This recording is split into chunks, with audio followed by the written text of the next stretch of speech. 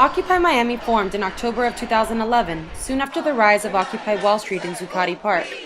Fighting against the alleged corruption of the 1%, the Occupy movement sets out to protect the 99% of Americans who are suffering under the current political corruption. Gaining so much momentum in such a little amount of time, the Occupy movement attracted plenty of press. Unfortunately, not all publicity was good publicity.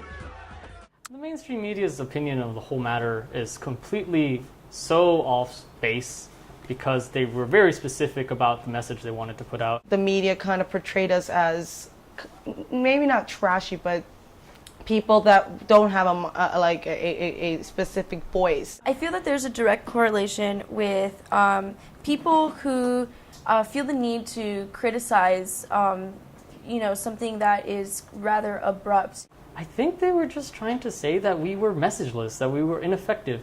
But the problem was, our message doesn't fit mainstream media. Mainstream media is infotainment. In May of 2012, Fox News political commentator Sean Hannity invited Occupy Wall Street leader Harrison Schultz on his show to discuss the message of the movement and current events taking place.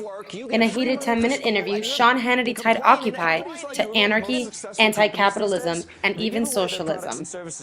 I'm personally not an anarchist. I'm fighting for order and morality to be put back in place. The system right now is more anarchistic than anything. There's no real representation. It's not anarchistic. I would have to say it's more, leaning to fascist or corporatist or, bankist. I would say that the on-the-ground, in-camp experience was a real experiment in participatory democracy. We're actually kids who are doing something for the government, not for the government, but for the people. If they aren't anarchists, why burn a dollar bill in the Occupy Miami promo video?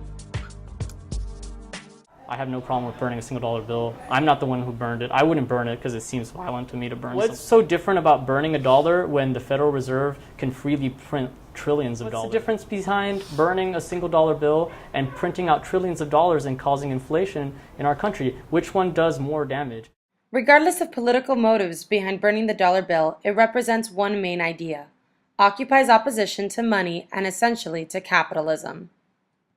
The core message of the Occupy Wall Street movement was about wealth inequality. The problem is that when you allow wealth inequality to get to the levels that it's at right now, you actually have classes working against each other's interests. There's too much hypocrisy. There's too much ego-driven desire to help. The entire government has been bought out the same way our television's been bought out, the same way that your mind and emotions are being bought out on a daily basis. At the 0.01% of the income earners, where it goes off the charts, the interests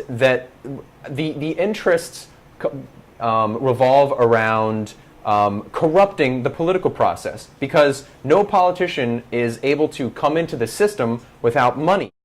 Historically speaking, the anger towards the wealthy have led to socioeconomic shifts leading to extreme socialism or communism. Many are wondering if Occupy is purposely starting this class warfare. I would say that encouraging or inciting, class warfare or of a hatred of some classes for the others, that's not going to be an effective strategy. It's not going to be an effective campaign, because it's not about you should hate this group over here. It's about the laws should prevent this group from exercising undue influence over this. I don't think it's class warfare to rise up and say the game is rigged and the rules are not. Class warfare would have you believe that it's the people on food stamps that are the real enemy, and that the real one and they're the real problem. They're they're the ones who are draining the system. Corporate welfare is the welfare. The welfare state is on Wall Street. When those banks get in trouble, they're the ones who are getting $700, $800 billion. Well over a year into the movement, it seems to many that Occupy has lost its momentum. Occupy Miami would have to disagree.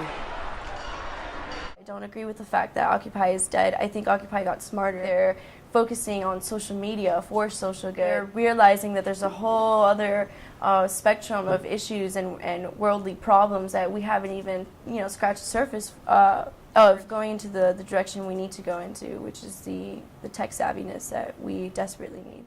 This is Adina Garcia reporting for American Studies.